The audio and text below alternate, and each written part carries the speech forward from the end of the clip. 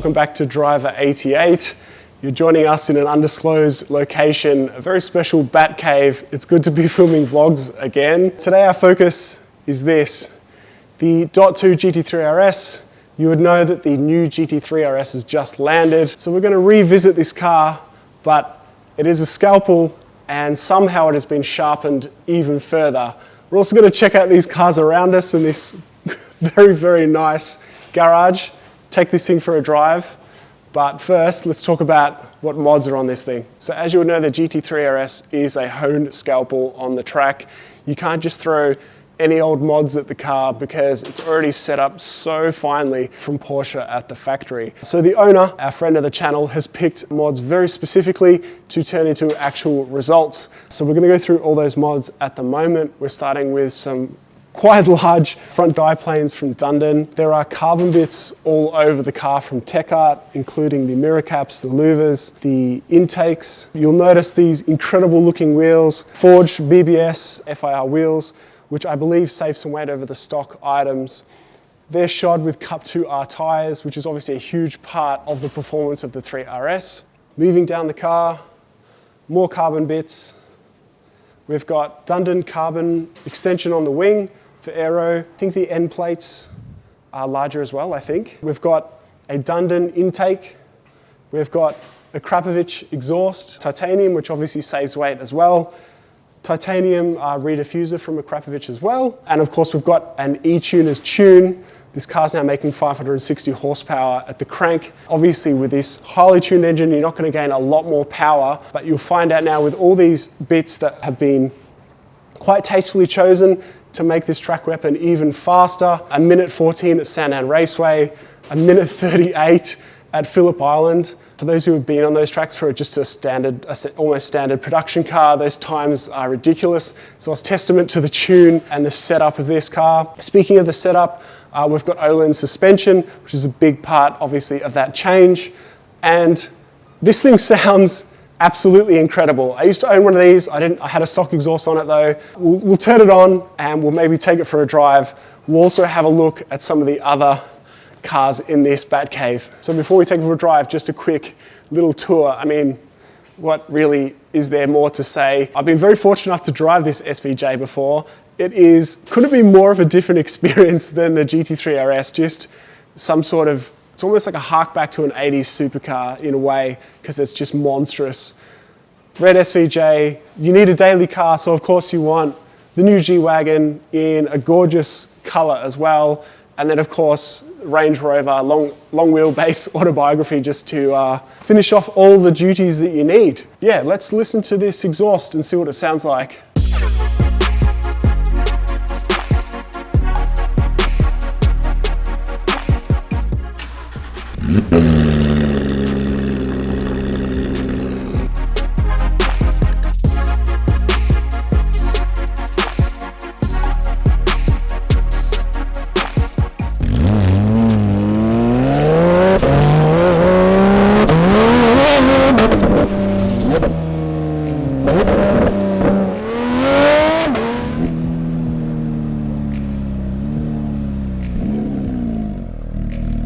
Alright, so sorry we don't have a track day to let you know what this thing feels like, but we're going to take it for a short drive. I've just had a bit of a drive myself and I can tell you, having previously owned a GT3RS .1 2016, I cannot believe how much transforms this car.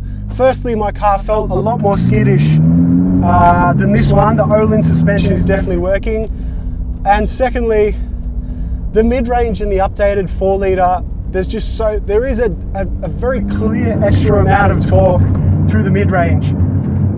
And then lastly, well, the responsiveness and the sound is just that next level. Even a stock 3RS, I didn't think even needed to get any louder, but I think I was wrong.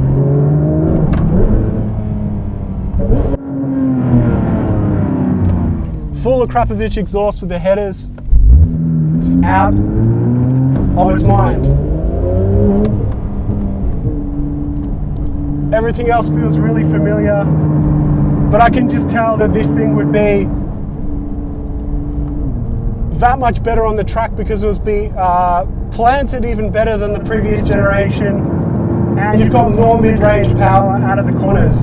Other than that, if you haven't experienced a 3RS before, you just have to.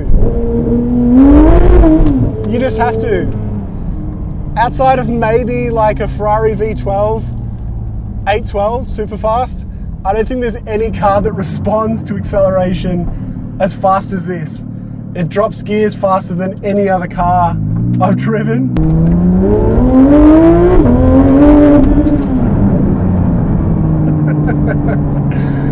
And my last car didn't have that, like, just that little bit of an aggressive pop on the up change and down change like this one does. So Akrapovic make great exhausts. Dundon make really, really good products. And Ohlins suspension, I mean, it goes without saying. The funny thing is, because we've changed, I think, the suspension and also the wheels and stuff, I can't see my tire pressures right now, and I can't lift the car up, so I'm gonna have to be a little bit careful with my driving.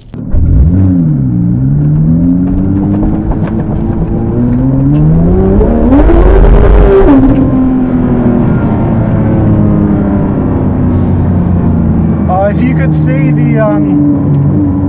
see the disgruntled faces in this lovely neighborhood here. You can only go about 50 kilometers an hour and people are looking at you like you've just committed a heinous act. Personally, I find it entertaining. And the other thing about the exhaust, there's no drone whatsoever. I recently put an exhaust on my GT4 and had drone at like 2000 RPM. This is a full system with a tuned car. It's way louder, but there's no drone whatsoever. It's just pure bliss. It's like pure symphony the whole way through the gears.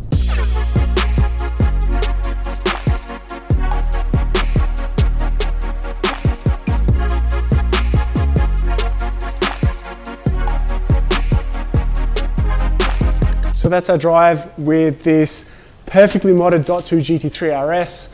The new one, believe it or not, is something like 25 to 30% more expensive. Is it going to be 25 to 30% better in all areas? I'm not really sure about that because it has about the same power, obviously lots more aero and more suspension.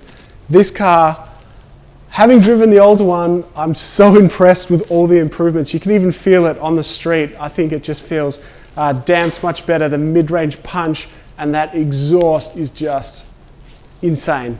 So I hope you enjoyed watching. Please subscribe if you enjoyed this. We've got plenty more videos like this to come up, and we'll see you next time.